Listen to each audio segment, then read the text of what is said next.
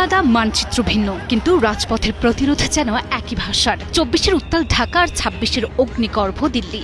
ভারতের তরুণদের নেতৃত্বে গড়ে ওঠা ককরোচ আন্দোলন এখন অনেকটাই বাংলাদেশের জুলাই মাসের ছাত্র জনতার আন্দোলনের রূপ ও আবেগকে ধারণ করেছে।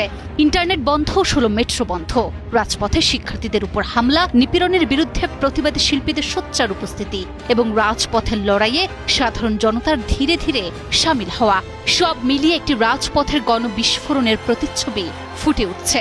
আন্দোলনটি এখন মোদী সরকারের জন্য বড় চ্যালেঞ্জ হয়ে দাঁড়িয়েছে।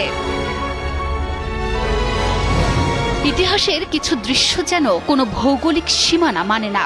একই ক্ষোভ, একই প্রতিরোধের ছবি বারবার ঘুরে ফিরে ফুটে ওঠে ভিন্ন কোনো মানচিত্রে।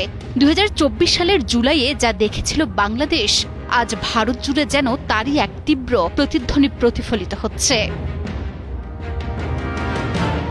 বিবিসির এক প্রতিবেদনে বলা হয়েছে, কয়েক মাস আগে রাজনৈতিক যোগাযোগ বিশেষজ্ঞ ও বোস্টন বিশ্ববিদ্যালয়ের সাবেক শিক্ষার্থী অভিজিৎ দীপকে মজা করে ইনস্টাগ্রাম, টুইটারে আইডি খুলে এই উদ্যোগ শুরু করেন।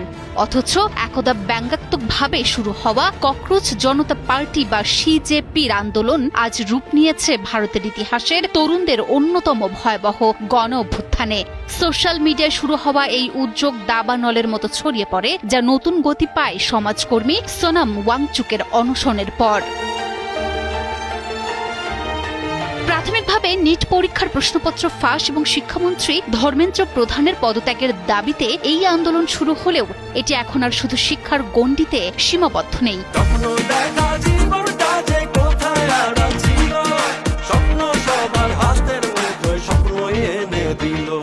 ক্রমবর্ধমান মুদ্রাস্ফীতি, বেকারত্ব এবং ভোট চুরির মতো অভিযোগ যুক্ত হয়ে এই আন্দোলন রূপ নিয়েছে সাধারণ জনতার গণবিস্ফোরণে। শিক্ষার্থীদের রাজপথের এই লড়াইয়ে সুর মিলিয়েছেন দেশের প্রতিবাদী শিল্পী সহ সাধারণ মানুষরাও। দিল্লির সংসদ অভিমুখে চলো সংসদ অভিযানে দফায় দফায় সংঘর্ষের রণক্ষেত্র হয়েছিল রাজপথ। অন্তত ১১৮ জন পুলিশ সদস্য আহত এবং ৭০ জন শিক্ষার্থী গ্রেপ্তারের পর উদ্ভূত পরিস্থিতি সামাল দিতে পশ্চিমবঙ্গ থেকে উড়িয়ে আনা হয়েছে সিআরপিএফ এর অতিরিক্ত ২০টি কোম্পানি।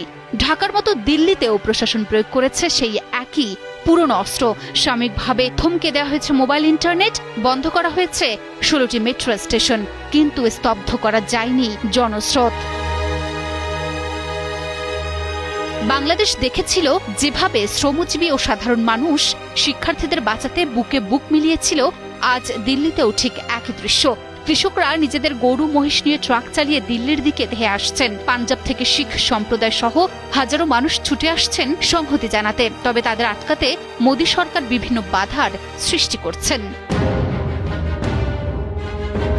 ঢাকার রাজপথে যেমন একসময় পতন ঘটেছিল ক্ষমতার দম্ভের, দিল্লিতেও আজ রাজনৈতিক উত্তাপ চরমে। প্রধানমন্ত্রীর বাসভবন ঘেরাও করতে গিয়ে আটক হতে হয়েছে বিরোধী দলের রাহুল গান্ধী, প্রিয়াঙ্কা গান্ধীর মতো শীর্ষ নেতাদের। ক্ষমতাসীনদের তীব্র ও হিংসাত্মক মন্তব্য আগুনে ঘি ঢালছে। তবে শিক্ষামন্ত্রী ধর্মেন্দ্র প্রধান যখন বিরোধী দলের বিরুদ্ধে শিক্ষার্থীদের ঢাল হিসেবে ব্যবহার করার অভিযোগ তুলছে, তখন সিজেপি মুখপাত্র পরিষ্কার জানিয়ে দিয়েছেন, পুলিশের বাধা সত্ত্বেও আন্দোলন এখন আরও শক্তিশালী।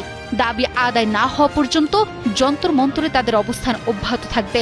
এদিকে কেন্দ্রীয় মন্ত্রী জেপি নাড্ডা বুধবার সিজেপি প্রতিনিধিদের সাথে বৈঠকে বসতে পারেন বলে জানা গেছে। সব মিলিয়ে ঢাকা দেখেছিল ২৪-এর জুলাই, আর ২৬-এর এই জুলাইয়ে পুরো ভারত জুড়ে বইছে সেই একই বৈপ্লবিক ঝড়। এক দেশ থেকে আরেক দেশের ভৌগোলিক দূরত্ব অনেক হতে পারে, কিন্তু প্রতিরোধের ভাষা পুরো বিশ্বে আজও এক ও অভিন্ন।